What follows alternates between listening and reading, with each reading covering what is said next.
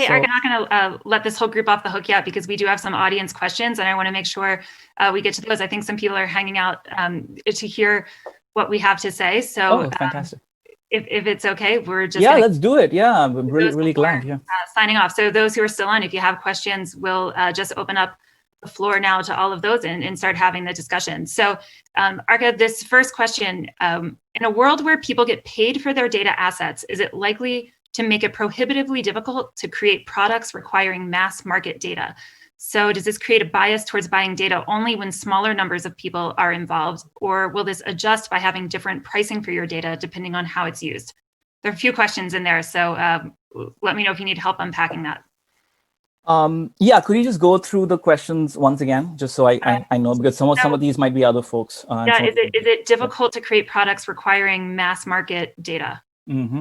That's a great question, and I think the answer is it all depends on what kind of data it is.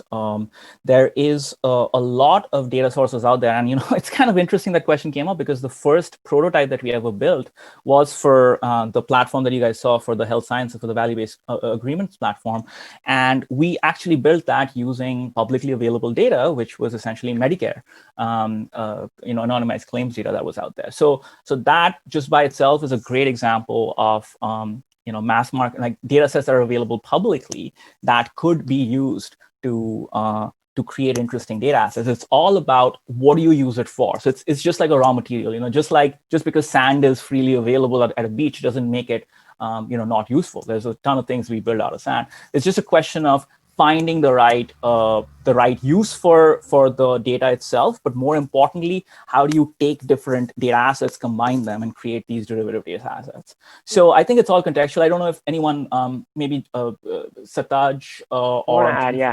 I'd like to add on to that. In terms of like, the cost of data and how that could potentially change. I think it's going to be impacted just in terms of like the challenge in collecting that data. If it's something that it's, if there's opportunities to, give people control of their data, and then that data then becomes more rare, more sparse, fewer people are sharing it, then likelihood the cost of that data for people to get it is going to go up. If it's something that people are comfortable with sharing already, and they have control with it, or it's readily available, easily available, out in the open, out in the public, then the cost of that data is not going to be significant. But that's and that's just a reflection of the economics there. I think that's how we want it to work. That's how it how it works in so many other areas. Thanks. Thank you guys for answering that question. I'll go on to the next one. The next question is, it seems like some of the largest companies exploiting data for their own uses are perfectly content to keep collecting and using data using the status quo. I'm sure that's the case, basically without caring about how the data owners or maybe generators feel about this. What do you think needs to happen to make changes in data equity on this larger scale? That's one of my favorite questions of all time. And that's something that I am very, very passionate about on a personal level and professional level. And we have our hypotheses around this.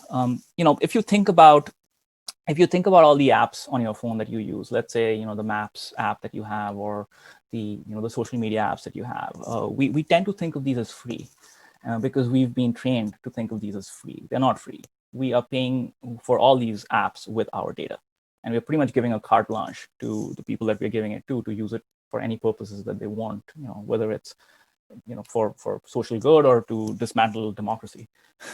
Yeah. So that is first and foremost something that people need to be aware of, that they are actually paying with their data already.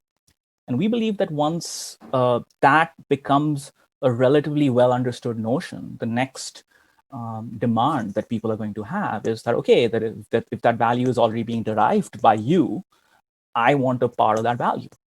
As soon as people realize that they're missing out and that there's a way for them to not miss out, the equation changes.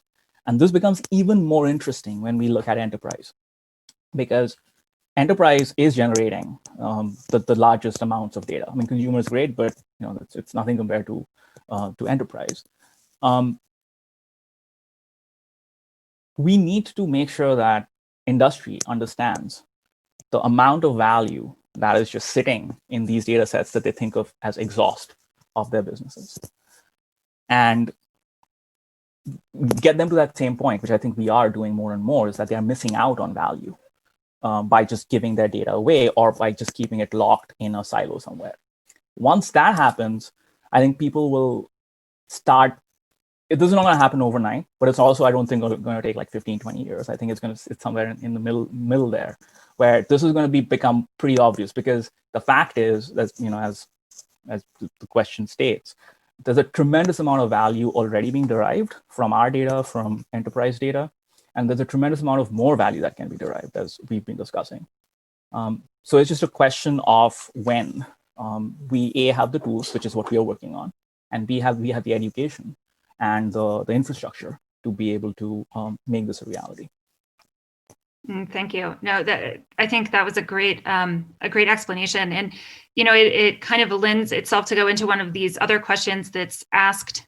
So I'm going to skip around in the question list, but is it more, less, or equally difficult to value data assets than any other asset? I'm thinking about mortgages, which are highly standardized to make it easier to value, buy, and sell. Do we need to develop data value standards for data economics to take off? And I love this question, I'll say, because I've been in some conversations with some of the folks on the line today, such as Pat and Alan, where we've talked about the need for this kind of standardization across in different industries, like the way that we talk about an outcome, the way that we talk about, business rules that might lend themselves, for example, to these outcomes-based contracts in healthcare. I mean, more broadly, from this group, what are some of the areas that might need to be standardized, and how do you see that happening? And I guess further to that, is it a prerequisite that everything has to be standardized before data economics can work, or can we do some of this without the lift of standardization first? Jennifer, why don't you take a stab at answering that question? Because it's one of your favorite questions. I can tell you my opinion on that is I think that this will be some of the specific solutions or approaches will be vastly facilitated by developing, I guess you could say, like the business consensus around some of these pieces first. But I think the beauty of some of the things we're talking about in these data economics systems, or building on a data economic operating system more broadly, is that everything doesn't have to be interoperable right off the bat. You can build in these pockets, as we've seen, and then find ways to connect them later and use, as I understand it, like the machines within the system, right? The evaluators, kind of tools within the system to translate across those different domains. So even if you kind of have two different standards or two different, opinions of what something means when you start, at some point you can build a way to translate between those. So I hope I got that right from a technical standpoint. But I mean, that's just kind of my gut feeling on it. Absolutely, and even from a whether it's a technical or economic standpoint, that is exactly the idea of a frame of reference, which is, at the end of the day, it's like the standards only matter as far as the participants who care about those standards. So at the end of the day, if we have a certain data economic frame of reference with a certain set of data circulating and a different one with a certain different sets of data circulating, the question then becomes, in order for that, the utility of the data that's being expressed to the asset to be realized, do we need it to be globally accepted? Like, we have these, stock market or, financial markets. Do we need it to be globally accepted in order for that utility to be to be expressed? Like Bitcoin, for example, is a great example there, where you need to have these cryptocurrency exchanges that are setting the price. Otherwise, there is no real way for people to use it as currency. But it's we still have a way to exchange between like a Bitcoin and a dollar, and exactly. That's exactly what an exchange is. So when it comes to a data economic exchange, so to speak, it only matters as to who really is evaluating, and to your point, and then utilizing the data. So in a healthcare example, it might only matter to, let's say, the pharma company, the insurance companies, regulators, providers, etc., that they understand the standards among themselves. But obviously, to Pat and Alan's point from earlier, we want to start making these standards more and more available so that people don't have to reinvent the wheel every time they want to set up a little economy among themselves. Yeah, no, that makes a lot of sense. And I like that. I would say from the business an industry standpoint, sometimes it's hard to get all of these, like, it's how are you going to get 20 pharma companies necessarily on the same page? So if there are different, frames that they can each use within their own ecosystem or with their own partners, and then, figure out that interoperability later, I think that's a huge plus. So thank you so much for explaining that more in depth. So one more question. And this question is, definitely Surtaj, Arka, this one's for you guys on the technical front. In your observation, what's the size of the DEN, the data economic network, that would be needed to create meaningful products using data assets? Oh, great. Refer to prior answer there. It's exactly the same answer, which is, in order to create a meaningful data economy that, let's say, helps us adjudicate a value-based agreement, the size of the data economic network only needs to be, and I don't know, 2 to begin with, which is the pharma company and the insurance company.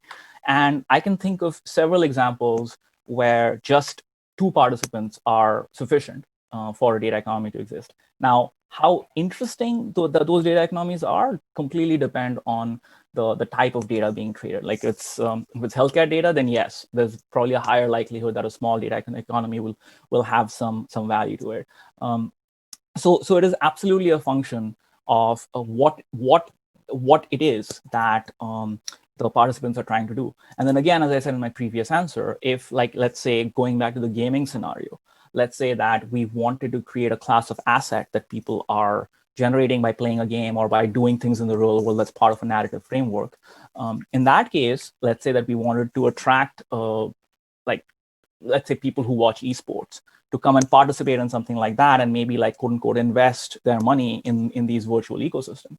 In that case, we would need something very similar to, like, a stock market or something like that, where a random person can come in and understand the value of the data circulating within the network. So it completely boils down to the specific solution that is being implemented, and whether or not the participants natively understand the value of each other's data, or whether that needs to be expressed. That's really cool. So thank you for explaining that more in depth. That wraps up the questions we've had come in so far from the audience. I think we've run a bit over, but I think we were all happy to those who could hang on and have the chance to delve into this a bit more deeply. So I really thank you all today for your time, for your participation. Again, feel free to reach out to me or to reach out to any of the folks on this panel. You can reach us at Insider, so insider@lydian.com.